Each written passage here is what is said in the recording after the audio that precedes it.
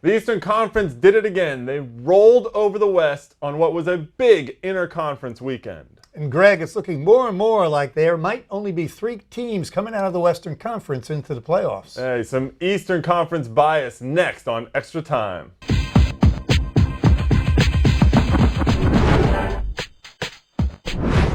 Welcome to ET, everyone. Greg Lawless and Shep Messing here in New York, and it's a Cold War showdown today, East versus West. Shep and I will take a hard look at why the Eastern Conference keeps beating up on the Western Conference.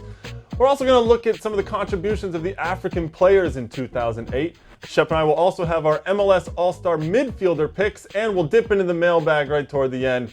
First, though, let's kick off with a little detour from our normal routine. No game of the week today. Instead, it's East versus West.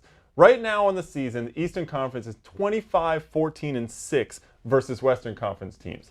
This past weekend, the East went 3-0-2 against the West. For example, Columbus beat Colorado, Kansas City topped Real Salt Lake, and of course, DC thumped Los Angeles in that really great game at RFK. Shep, what do you think is the real difference here between the East and the West? Greg, it's been unbelievable, and I really think at the end of the day it comes down to talent. It's not karma, it's not superstition, it's not scheduling. Right now, the East has more talented players. Well, I talked to several people about it, and one of the things that they first brought up was a lack of stability in the West. If you look at it, 3 of the last 4 expansion teams are in the Western Conference, and I do think that that's made a difference. It's made it harder for the West, I think, to keep the continuity that you see teams like DC United, New England Revolution, that they've always had and had success with. Greg, I think you're right, and I think that speaks to the improved quality of play in the league. And it's not 1998 when Chicago came in and basically they were an expansion team, but the league only started in '96, so everybody was. Right. They won the championship. You can't come in and do that right now. No, you certainly can't. I also think it speaks to depth. I think that's an important thing as well. The depth right now in the West is just not there, and I think this also plays into coaching and coaches identifying players, which also plays into the continuity. Guys like Steve Nicol, Ziggy Schmidt, these guys have a long track record of identifying players that can fit into the right roles and they can step in. In the West, Chivas is a good example. Injuries have killed them, and they just don't have the depth. There is no question, Greg, that depth is a key quality. It's a grueling league, physicality of the league, and that onus is on the coaches. But I also think there's a different philosophical style of coaching in the East and the West. Well, certainly, look at the Eastern teams. It's a little bit built around defense, isn't it? I mean, whereas the West, it's more of a run-and-gun style. Yeah, there's certainly, you mentioned coaches in the East, certainly out in the West, Ruud Gullit doing a great job, Frankie Yallop, and of course, Dominic Kinnear, but I think those are more attack-minded coaches, and basically defense wins. Yeah, and the numbers bear it out. Right now in the East, you have 125 goals against in total, 147 goals against for the West.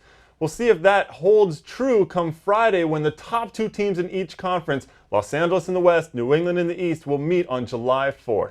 This past week, Columbus's first-year midfielder EMMANUEL scored one of the prettiest goals of the year so far. I mean, on a completely solo effort, he ran through the Colorado Rapids defense and fired a great low shot in for a game winner. It was a beautiful masterpiece. Now, EKPO is just one of an extremely impressive crop of young African players making their mark on MLS in 2008. Kenny Mansally, Sandy Niasi, Kelly Dubé, all these guys up in New England. Dallas's Dominic Oduro also comes to mind. And Greg, don't forget San Jose's Kai Kamara, and of course from Senegal and Colorado, Bouna Kondoul. Bouna time indeed. Now these players are forcing MLS teams to look to the African continent as a marketplace where they can start to find some new talent. This past week, Paul Bravo, who is the Los Angeles Galaxy Director of Soccer, took off for West Africa on a scouting mission, if you will. He went at the invitation of an agent who has ties to Africa and represents several African players in MLS. And what he was looking for in the end was another Kenny Mansally, another Sandy Niasi. What he told me was that these 2 players and their success made him say yes to go and look for players. And what he was looking for ultimately was to find a couple of players, identify them, and bring them back to Los Angeles on a trial, looking for, some sort of player who will both make an impact possibly right away, but also as a developmental player. And Bravo and Los Angeles are not the only teams doing this. Right now, Sandy Niasi's twin brother, Sana, is just about to join San Jose Earthquakes on a trial as well. There's a shift in MLS. Greg, I think it's a great shift and it's a great focus, and it's testimony to the improved quality of Major League Soccer. This league, Major League Soccer, started really looking at Central America for the talent.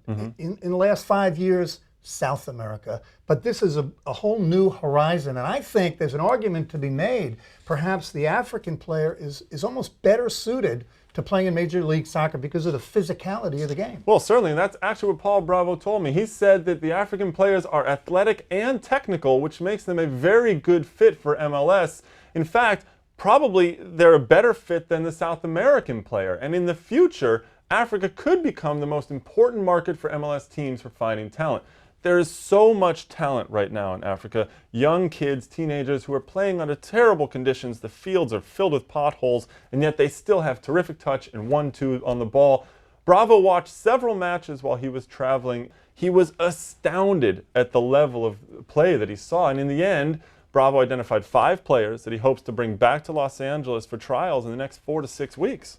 Greg, that's great, but it raises a critical issue. Major League Soccer in those academies is not going to find an established Drogba or Essien. So you're getting young, talented, potential stars. And Major League Soccer will then have the responsibility, how do we develop them? How do we help them get acclimated to life in the United States? And how do we help them develop as soccer players at a critical age? Well, it is hard to imagine plucking a kid out of Gambia and plopping him down Los Angeles and expecting him to succeed without a support staff.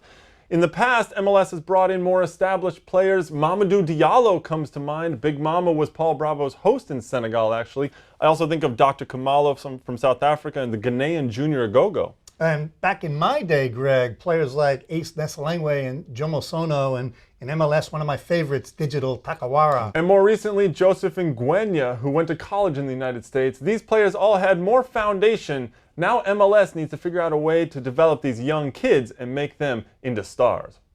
Time now for some more all-star picks in a continuing series. Previously, Shep and I agreed on all of our all-star picks, but this week, we're looking at midfielders, and we could not come up with any sort of consensus. So I went with more of a practical, useful team, whereas Shep went for star power all the way. Let's look at my 4 and 5 picks first. I'm going to start with Robbie Rogers on the left.